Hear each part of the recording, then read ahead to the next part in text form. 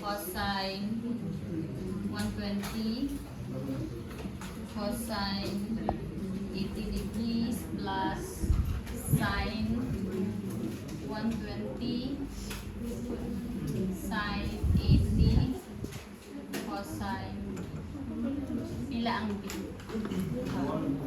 Pwede para din ang mga processing, i-rearrange na lang ninyo ang equation. Para mag-extract ang B, so r cos, unsa dire?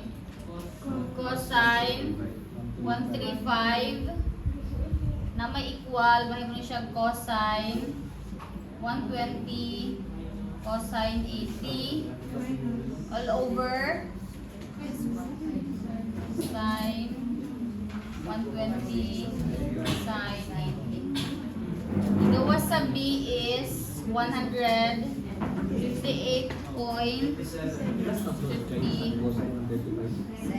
Diba negative? Ani na lang inyo haha para kay makuha ang gyapon siya kay alpha x nimo pero basic taas sa yung processing time. Inga na lang i-rearrange ang equation plus taron ninyo nga ma-extract diretso ang B dili na mo magamit og shift solve.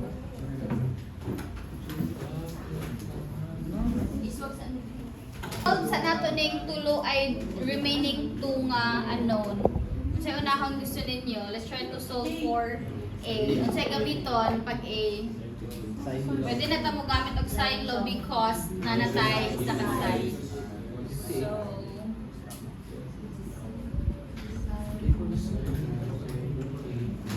So unsa man? Sine A over Sine sine A is equal to Sine sine B over Sine sine B. Kini ang unknown. Sine A over this is sine 120 is equal to pilang B? 158.57 158.57 over sine 135. So, para dili na po nung mag-alpha x, extract diretso, this is A is equal to inverse sine of cross multiply sine 120 sine 158.57 divided by this one sine 135. Para extract niya diretso ang value sa ilang A 184.21. Parehag nakuha.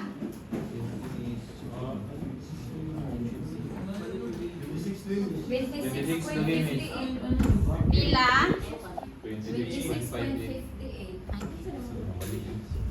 26.58.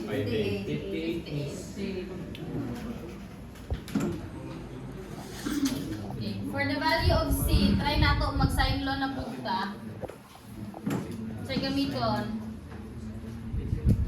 ay cosine law 4 cosine law 4 para makuha ang C. So, gusto ninyo law of sines for sides. Okay, try na to. Law of cosines or a side na po kinagagamit ang angle. Okay, so unsay gawas formula Cosine C. cosine uppercase lowercase C is equal to cos A cos B C. So ang inyong sulod A B anak plus sin A sin B cosine ang iyang opposite C. Okay, so kani man ang kuhaon no? Okay, direction na ni para ang C ma-extract simply R cosine kaning value sa sulod. Pila ang A?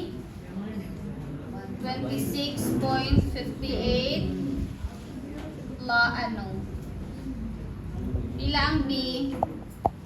cosine 158.57 plus sine 26.58 multiplied by sine 158.87 cosine 80 degrees. Bilang C. 30.59 degrees. Okay, pag mag-use ta og sine law na ay possibility duha ay gawas nga angle. So i-check nato ang atong triangle if i-check nato by inspection og sakto ba. Unsa ang largest nga vertex angle? 135. So dapat 157. Correct. Ang next 120. Unsa iyat bang? 26. Wala, mali. Pila ning 80? 130. Dapat Ang kaning iyang kaning side opposite iyang ani kini nga side much larger siya compared ani because 120 gud ni kini 80, di ba? So naisayop sa ato a problem ay sa ato ang solusyon. Aha man ta mag-start. Kini sakto naman ni kay ano man cosine law ato gigamit, so basig diri ata nag-start og kasayop. I-recheck daw be. Miss, ang sign ko kay, di ba ang numerator kay size? Machine sign. Side ba? Sign A ay oh lowercase. Machine sign means Ha? sa denominator Ay sa Ay, na-input plane naman. siya. Plane trigonometry sa spherical puro na na sign. A 120 is equal to 180 degrees minus 26.58. I-check pila igawas. Pila? 153.42. So value for A is 153.42. Kani ang inyong A carry over. Kani din na siya mo. Correct answer di siya pero kanto ni siyang acute na value. Kini ang inyong kuhaon. So atong value for 53.43. Inyo man pud mapansin class kay ang value sa for example ang B 135, 100 plus ang iyahang side. Puro di degrees ha kay naka-arc ni siya. Ang A is 120. So obviously dapat ang 120 mag-range siya gihapon sa 100 plus nga value. Kay kung mugamit ta atong 26 layo ay ra siya.